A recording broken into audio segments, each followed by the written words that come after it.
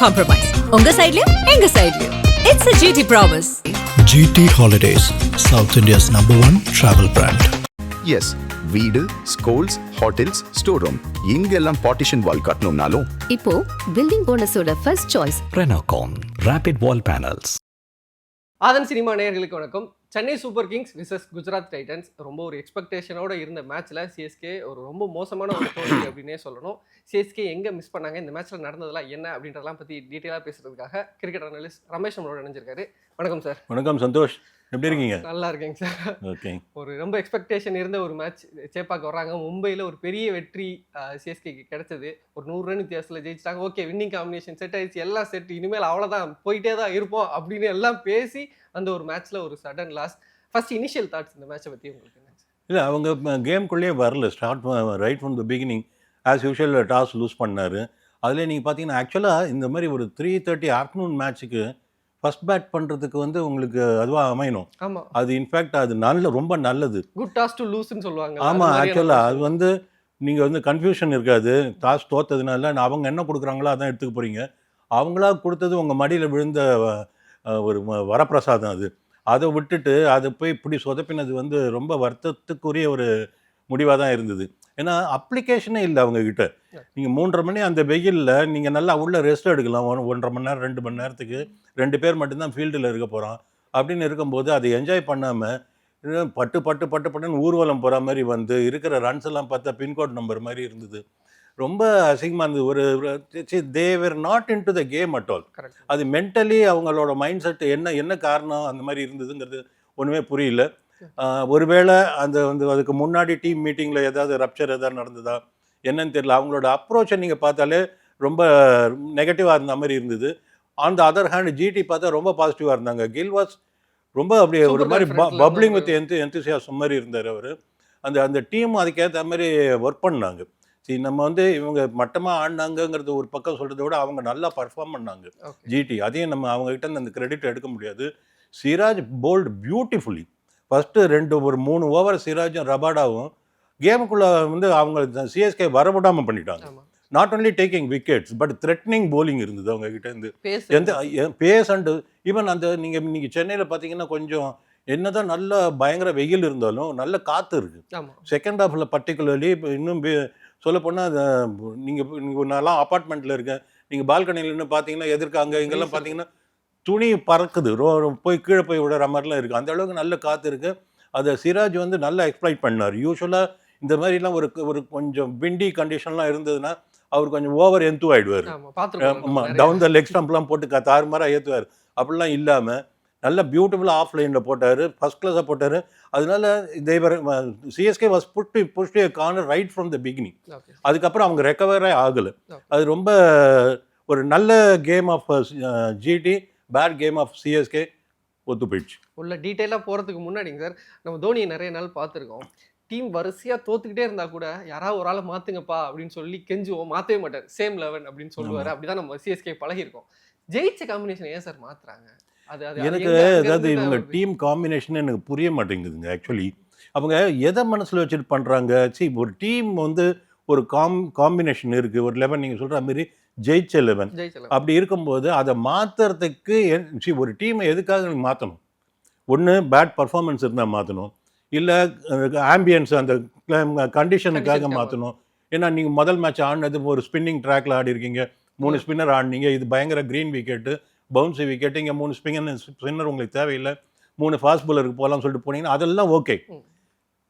நீங்கள் பாம்பே ஆடினதுக்கும் மெட்ராஸில் ஆடுறதுக்கும் ஒரு வித்தியாசம் கிடையாது. ரெண்டுமே கோஸ்டல் ஏரியா, ரெண்டுமே ஹியூமிடிட்டி ஜாஸ்தி இருக்கிற கிரவுண்டு. அப்படி இருக்கிற இடத்துல அந்த டீமுக்கு அந்த காம்பினேஷன் ஏன் மாற்றுறாங்கன்னு எனக்கு புரியவே இல்லை. செகண்ட் திங், இந்த இம்பாக்ட் பிளேயருங்கிற ஒரு சனின்னு ஒன்று இருக்குது. கண்டிப்பாக அதை பேசணுன்னே நீங்களே ஆரம்பிச்சிட்டீங்க, சொல்லுங்கள். அந்த இம்பாக்ட் பிளேயராக நீங்கள் சர்ஃப்ராஸை எடுக்கணும்னு முடிவு பண்ணிட்டீங்கன்னா அது அந்த ஆர்டர் தான் கொண்டு வரணுமா? நீங்கள் அந்த ரெகுலர் ஆர்டர் போட்டுமே இப்போ பிரேவிஸ் நம்பர் 4 ஆடட்டுமே. பிரேவிஸை புல் பண்ணுறதுக்கு என்ன ரீசன்? அதுக்கு நம்பர் 4 பிரேவிஸ்ன்னு இருக்கும்போது அந்த ஆர்டரை மாற்ற வேண்டியதில்லை. அப்படியே போயிட்டு ஒரு 5-6 விக்கெட் விழுந்துன்னா ஒரு ஆல்ரவுண்டரோ ஒரு போலரோ கூட ஆட்டும். 12வது ஓவரில் போலரே உள்ளே வர மாதிரி இருந்தால் கூட கடைசி ஒரு 4-5 ஓவருக்கு நீங்கள் சர்ஃப்ராஸ் இறக்கினா கூட பரவாயில்ல. இம்பேக்ட் பிளேயருங்கிறத நீங்கள் எப்போ யூஸ் பண்ணணும் அப்படின்னா அந்த பிளேயர்னால ஒரு இம்பேக்ட் இருக்கணும். நீங்கள் நம்பர் 4 3வது ஓவரில் 4வது ஓவரில் 3 விக்கெட் விழுந்துச்சு, 2 விக்கெட் விழுந்துச்சு, 3 விக்கெட் விழுந்துச்சுன்னா அதுக்குள்ளே இம்பேக்ட் பிளேயரை இறக்க வேண்டிய அவசியம் என்ன இருக்குது? இந்த இம்பேக்ட் பிளேயரை எப்படி யூஸ் பண்ணவும் கூட தெரியாமல் இருக்காங்க. இதெல்லாம் வந்து நம்ம வந்து ஒரு இன்டர்வியூவில் உட்காந்து பேசுகிறோம், இதெல்லாம் தெரியாமல் அங்கே உட்காந்துருக்காங்க அப்படின்னு நம்மளுக்கு தோணும். இந்த ஃபிளமிங் மாதிரி ஆட்கள்லாம் அவங்க என்ன பண்ணுறாங்கன்னு எனக்கு ஒன்றுமே புரிய மாட்டேங்குது. எனக்கு ஐ எம் ரியலி க்ளூலெஸ். இதை பற்றி நம்ம உட்காந்து ஒரு கமெண்ட் பண்ணுறதுக்கு கூட எதாவது தெரிஞ்சால் தானே கமெண்ட் பண்ண போகிறோம். நம்ம உள்ளே என்ன நடக்குதுன்னே புரிய மாட்டேங்குது. இந்த அளவுக்கு ஸ்கியூடாகி ஒன்று இப்படி அடுத்தது இப்படி அடுத்தது இப்படி அப்படி இருந்தால் உண்மையை நம்மளால் ஜட்ஜ் பண்ண முடியல. Can't say anything. Okay sir. நான் இன்னொரு விஷயமும் பார்க்குறேன். அதாவது ஒரு பிட்ச் எப்படி இருக்குது, கண்டிஷன் நல்ல நீங்கள் சொன்ன மாதிரி நல்லா பவுலிங் போட்டாங்க, கண்டிஷன் உங்களுக்கு ஹெல்ப் பண்ணுச்சு, ஒரு நல்ல பேஸ் இருக்குது, சீம் இருக்குது, பவுன்ஸ் இருக்குது, அப்ஸ் அண்ட் டவுன்ஸ், அப்படி ஒரு பிச்சில் ஓகே நம்ம ஒரு 180 to 190 அடித்து ஒரு சேஃபான ஸ்கோர் போடுவோம் அப்படின்ற மைண்ட் செட் இல்லாமல் எடுத்தோடனே 250க்கு தான் போகிறாங்களோ, வர்றவங்க எல்லாருமே சுற்றுறாங்களே சார், அது அந்த கண்டிஷன்ஸ் அக்சஸே பண்ணாமல் இருக்காங்களா அப்படின்ற ஒரு கேள்வி இருக்குது. கண்டிப்பாக நீங்கள் அந்த கண்டிஷன்ஸ் அக்சஸ் பண்ணாமல் அதை பற்றி கேஜ் பண்ணாமல் அது அந்த கேம்குள்ளே இறங்குறாங்கங்கிறது நல்லா தெரியுது. ஏன்னா ஃபஸ்ட்டு பால்லேருந்து சுற்றுறாங்க. அது அவசியம் கிடையாது. கிரிக்கெட்டில் வந்து நீங்கள் இன்றைக்கி இருக்கிற T20 கிரிக்கெட்டில் கூட ஒரு சூரியவன்ஷி மாதிரியோ ஒரு அபிஷேக் சர்மா மாதிரியோ ஏர்லேயே தான் ஆடணுங்கிறது கிடையாது. நீங்கள் மேலே தான் பல்ட்டி அடிக்கணும்னு இல்லை, கீழே கூட உருண்டு போகலாம். அப்படி இருக்கும்போது நீங்கள் இப்போ ஈவன் ஒரு அன்றைக்கி இவர் ஆடினார் பாருங்க ஒரு இன்னிங்ஸு KL ராகுல், இன்னும் பியூட்டிஃபுல் இன்னிங்ஸு. அதே மாதிரி சஞ்சுவோட அந்த முந்தின மேட்ச்சு செஞ்சுரி, இதெல்லாம் நீங்கள் அவங்களும் தான் ஏரில் ஆடினாங்க, பட் ஏர்லேயே ஆடல. தேவையான டயத்தில் ரொட்டேட்டும் சிங்கிள்ஸ் எடுத்தாங்க, அது பண்ணாங்க, தள்ளி ஆடவும் செஞ்சாங்க, தரையோட 4 அடித்தாங்க, கேப் பார்த்தாங்க. அப்படிலாம் இல்லாமல் மேலே தூக்கி அடிக்கணுங்கிறது எனக்கு இந்த பிரேவிஸ் மாதிரி ஆட்கள்லாம் வந்து நீங்கள் சின்ன பசங்கள்லாம் வந்து ஒரு சூரியவன்ஷியோ ஒரு சமீர் ரிஸ்வியோலாம் வந்து திடீர்னு வந்து ஒரு கலக்கிட்டு இருக்கும்போது ரொம்ப எதிர்பார்ப்போடு வர சில பேர் இருக்காங்க பார்த்தீங்களா. இந்த பிரேவிஸ் ஒன்று, அந்த கேமரான் கிரீன், இந்த மாதிரி ஆட்கள்லாம் ஒன்றுமே இல்லாமல் ஜீரோ லெவலில் போகிற மாதிரி எனக்கு தோணுது. அதுவும் பிரேவிஸ் வந்து he doesn't do any justice to selection. அப்படி இருந்துச்சு இந்த மாதிரிலாம். அது நான் என்ன சொல்ல வரேன்னா, சந்தோஷம், ஜெயிக்கிறது தோக்கிறது சகஜம், ஒரு கேம் இருந்தால் அது சகஜம். இப்போ நம்ம தோக்கிறதுல கூட ஒரு அழகு இருக்குது. அந்த மாதிரி அழகாக தோற்றா யாருமே பேச போகிறது இல்லை. இந்த கேம் நல்லா இருந்தது, லாஸ்ட் மினிட்ல தோத்துட்டாங்க, பரவாயில்ல அப்படின்னு. இப்போ நேற்றுக்கு வந்து LSG இது வந்து சூப்பர் ஓவர் போச்சு பார்த்தீங்களா, அதில் ஒரு wrong decision of the captain, தோத்தாங்க LSG. பட் போனாங்களே சூப்பர் ஓவர் வரைக்கும். அது வரைக்கும் வராதுன்னு இருக்கும்போது அந்த ஹிம்மத் சிங்கை வச்சுட்டு அவங்க கடைசி வரைக்கும் போனாங்க. Credit to them. நீ அதுக்கப்புறம் சூப்பர் ஓவரில் ஒரு சொதப்பினாங்க, யார் ஓப்பன் பண்ணுறது அனுப்புறது, இந்த சுனில் நாராயணுக்கு ஆடுறதுக்கு பூரான் அனுப்புகிறாங்க. என்ன பேசுறது, ஒன்று இந்த மனுஷனை வரான் லெஃப்ட் ஹேண்டர். எனிவே சரி, அது இல்லை. நான் எதுக்கு சொல்ல வரேன்னா, அந்த மாதிரி இந்த டீம் சரியாக வரல, இந்த பிளேயர் சரியாக ஆடலை அப்படின்னு உங்களுக்கு இருக்கும்போது இந்த மேனேஜ்மெண்ட்டோட ரெஸ்பான்சிபிலிட்டி என்னவாக இருக்கும்? நான் வந்து எப்போவுமே நான் ஒரு கோச்சையோ ஒரு மேனேஜ்மெண்ட் ஸ்டாஃபையோ நான் ரொம்ப குறை சொல்ல மாட்டேன். காரணம் என்னென்னா, என்ன தான் இருந்தாலும் அவங்களுடைய வேலை வெளியில் தான். நீங்கள் 1008 ஸ்ட்ராட்டஜி கொடுத்தாலும் 1008 பிளானை பண்ணாலும் உள்ளே போகிற 11 பேர் தான் ஆடணும். அவங்க தான் ஆடி காட்டணும். அவங்க வந்து குதிரையை குளத்துக்கு தான் கூட்டிகிட்டு போகலாம், தண்ணி குடிக்க வேண்டியது குதிரை தான். அதனால் முழு பொறுப்பு பிளேயர்ஸ் மேலே தான் இருந்தாலும் இவங்க பண்ணின பிளான், இவங்க செஞ்ச ஸ்ட்ராட்டஜி எல்லாமே கரெக்டா அப்படின்னு பார்த்தா ஒரு பெரிய கொஸ்டின் மார்க்காக தான் இருக்குது. உதாரணத்துக்கு சொல்லணுன்னா, இப்போ எனக்கு என்ன தோணுது அப்படின்னா, இந்த பிரேவிஸ் மாதிரி ஆட்கள்லாம், ஃப்ளெமிங் மாதிரி ஒரு சீனியர் ப்ரோ, 5 கப்பு வின் பண்ண ஒரு கோச், அவர்லாம் இந்த மாதிரி ஒரு பேட்ஸ்மேனை, இந்த மாதிரி ஒரு பிளேயரை நீங்கள் எப்படி கண்டினியூஸ் 8 மேட்ச் ஃபெயிலியருக்கு எப்படிங்க அனுப்பலாம்? சரி, அவர் எல்லா மேட்சும் ஆடலன்னு வச்சுக்கோங்களேன். ஆமாம், நான் 6 மேட்ச் ஆடிருக்கேன், எப்படி அனுப்பலாம்? இந்த தூபே 8 ஃபெயிலியர். அதுவும் இன்னைக்குலாம் 20 ரன்ல 4 வாட்டி அவுட் ஆயிட்டார் சார். ஆமா, 22 for 3 அவரு. ஆமா, கொடுத்துக்கிட்டே இருக்காரு சான்ஸ். அவருக்கு வந்து ஃபர்ஸ்ட் ஃபினிஷரா ட்ரை பண்ணாங்க, செட் ஆகல. சரி ஓகே, ஸ்பின் பேஷர் தான், அப்படி ஸ்பின்னருக்கு அகைன்ஸ்ட் அனுப்புறாங்க, அதுவும் அடிக்க முடியல. அவர் க்ளூலெஸ்ஸா இருந்துட்டு இருக்காருன்னு நினைக்கிறேன். எக்ஸாக்ட்லி. அதான் அந்த மாதிரி ஆளுங்களெல்லாம் is an international player. Brevis அது அப் அண்ட் கம்மிங், இன்னும் கால் தரையில் படலை, இன்டர்நேஷனலில் கால் தரையில் படலை, அவருக்கு நிறைய சொல்லிக் கொடுக்க வேண்டியிருக்கு. இந்த மனுஷன் ஊர்ன கட்டை 2 வேர்ல்டு கப் ஆடி இருக்காருங்க சார். ஆமா, அவரு. ஸோ ஊர்ன கட்டை இவருக்கு வந்து ஒன்றும் பிரச்சனை கிடையாது. இப்போ CSKக்கு வின்னிங் ட்ரூப்ல டீம்ல இருந்திருக்காரு. இப்போது ஃப்ளெமிங் மாதிரி ஆளுங்களாம் இப்போ பிரவேஷ் மாதிரி ஆளுங்களை கூப்பிட்டு உட்கார வச்சு அவங்களுக்கு வந்து பாடம் நடத்தணும். இன்றைக்கி நம்ம ஜிடியோட ஆட போகிறோம். ஜிடியோட போலர்ஸு சிராஜ் இருக்கான், ரபாடா இருக்கார், இருக்கான், அர்ஷத் கான் ஆட போகிறான். இந்த மேட்ச்சு அவனோட போலிங் இப்படி இருக்கும், அவனை இப்படி டேக்கிள் பண்ணணும் இப்படின்னு சொல்கிறது மட்டும் இல்லை. அது யார் வேணாலும் பண்ணலாம். முந்தின மேட்ச் நடந்ததை உட்காந்து பார்த்தோன்னா யார் வேணாலும் எடுத்துக்கலாம். பட் ஒரு கோச்சோட கடமை என்னென்னா அவங்கக்கிட்ட இருக்கிற ஃப்ளாஸ், பர்டிகுலர்லி டெம்பரமெண்ட். மெயினாக நீங்கள் வந்து கிரிக்கெட்டை இனிமேல் வந்து சொல்லிக் கொடுக்க போகிறது இல்லை. அதெல்லாம் தெரிஞ்சதுனால தான் அவங்க டீமுக்குள்ளேயே வராங்க. அவங்களுக்கு இவ்வளோ கோடிக்கணக்கில் கொடுத்து வாங்குறீங்க. அதனால் கிரிக்கெட் எப்படி ஆடணும், பேட்டிங் எப்படி ஆடணும் அப்படிங்கிறத சொல்லிக் கொடுக்கறது இல்லை. அதை தவிர சில விஷயங்கள்லாம் இருக்குது. கிரிக்கெட்னு வந்தீங்கன்னா அதை தவிர சில விஷயங்கள் இருக்குது, பர்டிகுலர்லி டெம்பரமெண்ட். நீங்கள் எப்போ எந்த சுச்சுவேஷனில் எப்படி ஆடணும், ஓப்பனிங் போயிட்டு எந்த கமிட்மெண்ட்டும் இல்லாத போது சுற்றுறது எப்படி, நீ திடீர்னு ஒரு 2 விக்கெட்ஸ் டவுன் 12 ரன்னுக்கு 12 for 2 போயிட்டு நீ ஆட வேண்டியது எப்படி, உனக்கு பின்னாடி இருக்கிற பேட்ஸ்மேனை நீ எப்படி நீ அனுசரிக்கணும் அப்படிங்கிற சில விஷயங்கள்லாம் இருக்குது. அதை சுற்றி இருக்கிற இந்த பேராஃபர்னிலாம் இருக்குல்ல, அது சார்ந்த விஷயங்கள் அதெல்லாம் தான் சொல்லிக் கொடுக்கணும். இந்த பிரவேஷ் மாதிரி ஆளுங்களை வந்து நீ வந்து ஆடுற டீம் என்ன தெரியுமா, சென்னை சூப்பர் கிங்ஸ். இந்த டீம் 5 கப் அடிச்சிருக்கிறது, 18 எடிஷனில் 5 கப் அடிச்சிருக்கிற ஒரு டீம். எப்பேற்பட்ட லெகசி. நீ வந்து உட்காந்துருக்கிய, நீ நம்பர் 4 போய் ஆடுற. இந்த நம்பர் 4 இந்த டீமுக்கு ஆடினவங்களாம் யாரெல்லாம் தெரியுமா, அந்த மாதிரி அவங்களோட ஷூஸில் நீ இப்போ காலை வச்சுட்ருக்கு அப்படிங்கிறதெல்லாம் சொல்லி புரிய வச்சு அந்த பையனுக்குள்ளே அதை இன்ஜெக்ட் பண்ணணும்.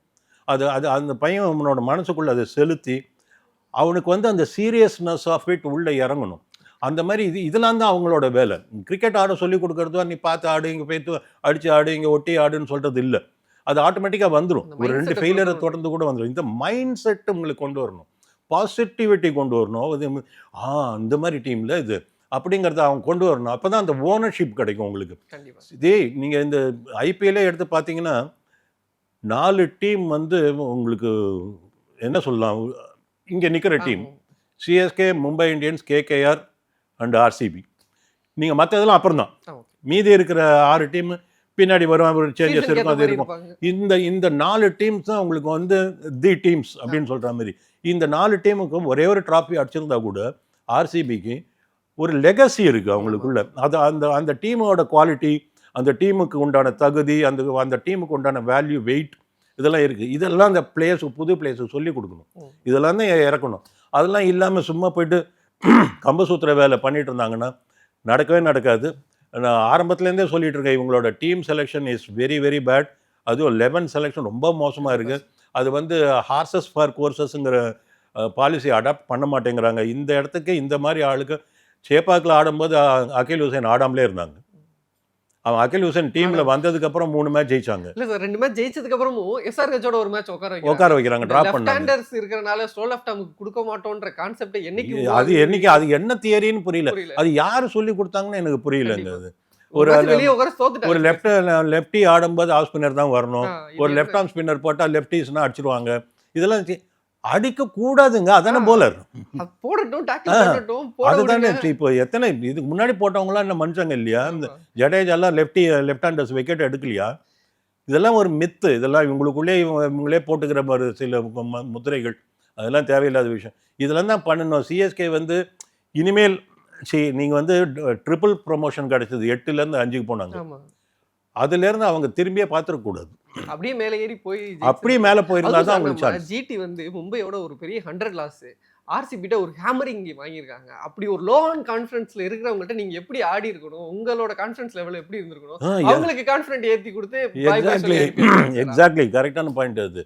அவங்க வரும்போது பார்த்தா என்னமோ ஒரு 7 மேட்ச் கன்சிக்யூட்டிவா ஜெயிச்சுட்டு வர மாதிரி வராங்க அவங்க. அவங்களோட அதுதான் அந்த டீம் எடுத்து பார்த்தீங்கன்னா அதில் பாதி பேர் நம்ம ஆளுங்க தான், இங்கேருந்து போனவங்க தான். ஏன்னா அந்த இல்ல அங்க ஆடினது மட்டும் இல்ல, உள்ள உட்காந்துருக்காரு, ஏடன் உள்ள இருக்காரு, பார்த்திவ் பட்டேல் உள்ள இருக்காரு, எல்லாம் இங்க சிஎஸ்கேவோட ப்ராடக்ட் தானே. அதனால அதெல்லாம் பார்க்கும்போது என்னடா இது, நம்ம விஷயங்கள் பூரா அங்கே போயிடுச்சா. இங்கே இந்த டீம் வந்து சிஎஸ்கே வந்து ஒரு டீமை எடுக்க வேண்டியது, நல்லா ட்ரெயின் பண்ண வேண்டியது, அவங்க நல்லா ஆடி மேலே வரும்போது அனுப்பிடுவாங்க வெளியே. இந்த மாதிரி இப்போ இழந்தவர்கள் நிறைய பேர் இருக்கிறவங்கள ஒழுங்காக யூஸ் பண்ணிட்டு பண்ணாங்கன்னா இவங்களுக்கு மீதி இருக்கிற இன்னும் 6 மேட்ச் இருக்குது, 6 அவங்க ஜெயிக்கணும், விச் இஸ் இம்பாசிபிள். இவங்களுக்கு இந்த கண்டிஷனில் இந்த ஜிக்ஸாகாக இருக்கிறதுல they don't deserve to take a கண்டிப்பா. Spot in the play off. Okay sir, இன்னொருத்தரை பற்றி முக்கியமாக பேசணும்.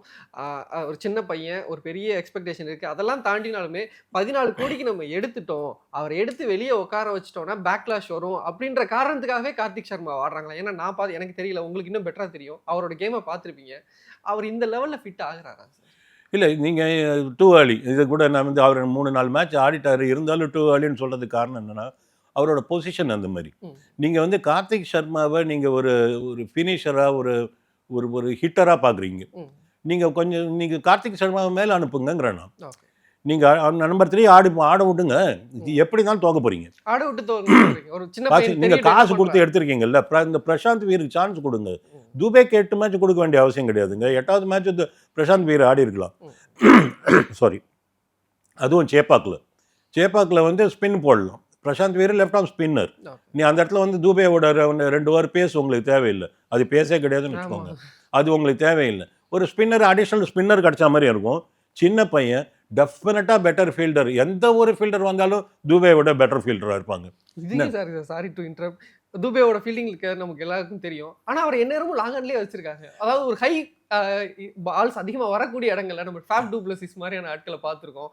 அவர் எந்நேரமும் லாங் ஆன், இதெல்லாம் எப்படி யோசிக்கிறாங்கன்னே தெரியும். இதுவும் ஒரு காலத்தில் இருந்த மித்து. இது வந்து எக்ஸாக்ட்லி ஹைட் அட்வான்டேஜ் இருக்கும். ஏன்னா கிளியர் பண்ணும்போது கொஞ்சம் சாதாரண ஒரு ஃபீல்டரோட குதிச்சாங்கன்னா அவங்களுக்கு வந்து 8 அடி போகும்னு பார்த்தா இவர் குதிச்சாருன்னா ஒரு 10 அடி போகும் கை.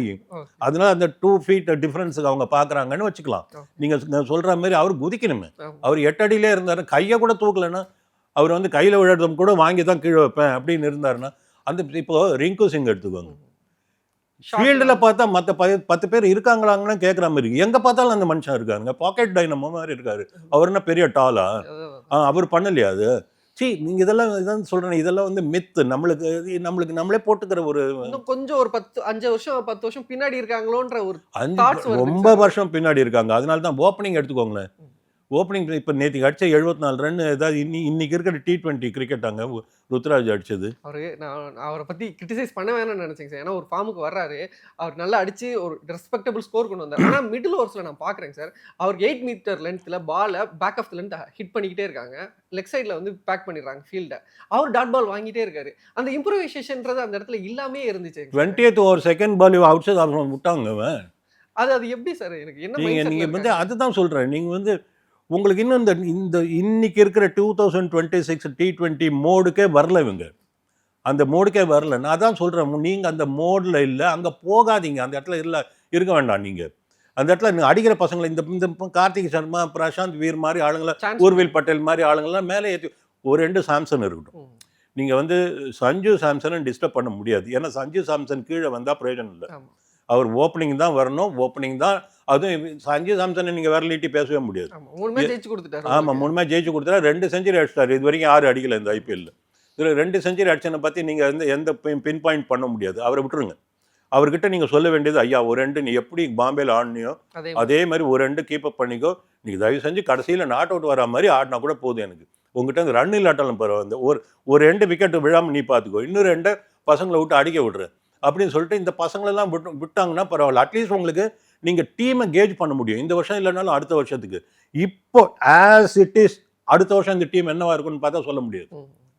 ஏன்னா இது வரைக்கும் அவங்க அந்த மாதிரி ஸ்டெபிலைஸ் பண்ணவே இல்லை டீமை. 8 மேட்ச் ஆச்சுங்க. 8 மேட்சாக டீமே மாற்றல பஞ்சாப். அதே டீமில் போகிறான். டாஸ் போட்டு ஜெயிச்சாலும் சரி தோத்தாலும் சரி, நீ இன்னும் டீம் காம்பினேஷன் என்ன சேம் டீம் சொல்லிட்டு போயிட்டே இருக்கான் ஸ்ரேயஸ் ஐயர்.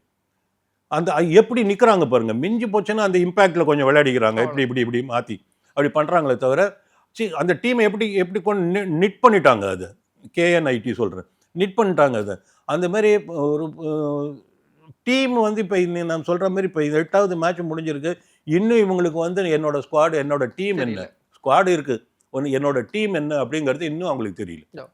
இன்னும் 6 மேட்சும் இவங்க டெஸ்ட் பண்ணிகிட்டே தான் இருக்க போகிறாங்க. அடுத்த வருஷம் ஆரம்பத்தில் இதே தான் பிரச்சனை இருக்க போகுது. ரொம்ப கஷ்டம். ஃபைனலி சார், அதாவது வின்னிங் டீமாக இருக்குது, வின்னிங் காம்பினேஷனை கெடுக்க வேணாம் அப்படின்னு நான் வரல அப்படின்னு ஒரு முக்கியமான பிளேயர் சொல்லியிருந்தாராம், தோனி சொல்லியிருந்தாராம். சரி ஓகே, அவ்வளோதான பிரச்சனை, நாங்கள் தோத்துடுறோம் அப்படின்ற மாதிரி தோத்துட்டாங்களா என்னன்னு தெரியல. அடுத்த மேட்ச் என்னவா இருக்கும், அவரோட என்ட்ரி எப்படி இருக்கும்னு நினைக்கிறீங்க? நீங்கள் நான் வந்து தோனி வந்து 11ல் வந்து ஆடணும் கூட நான் எதிர்பார்க்கலைங்க. பட் அவர் டக் அவுட்டுக்கு வரணுங்க. See, the team has paid, the franchise is paying for him.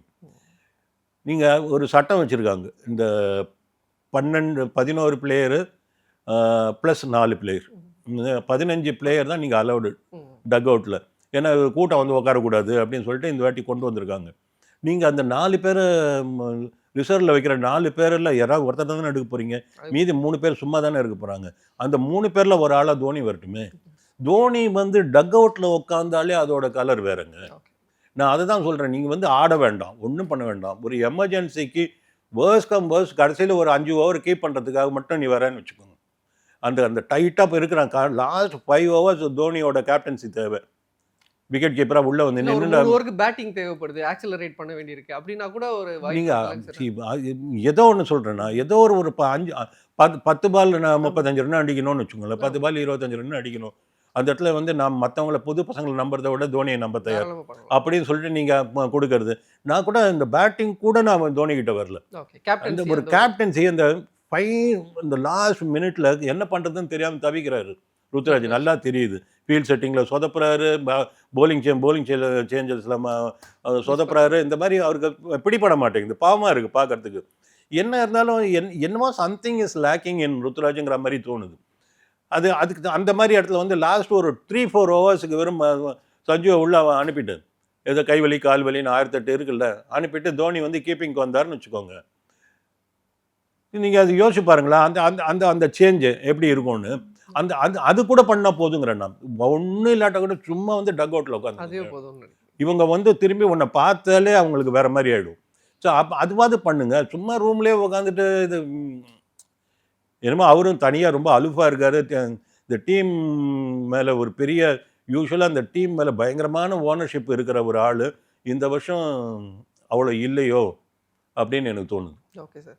So இன்னும் நம்ம சொன்ன மாதிரி அந்த 11 கண்டுபிடிக்காமல் இருக்கிறது தான் ஒரு பெரிய ஒரு விஷயமாவே இருந்துட்டு இருக்கு. இன்னும் 6 மேட்ச்லையாவது அதை கண்டுபிடிப்பாங்களா, கண்டிஷன்ஸ்க்கு ஏற்ற மாதிரி ஆடுவாங்களா அப்படின்னு பல கொஸ்டின்ஸ்லாம் இருந்துட்டு இருக்கு சார். எப்படி ஆட போகிறாங்க அப்படின்றத அடுத்தடுத்த மேட்ச்களில் பார்ப்போம். Thank you sir. Thank you so much. Thank you Santhosh.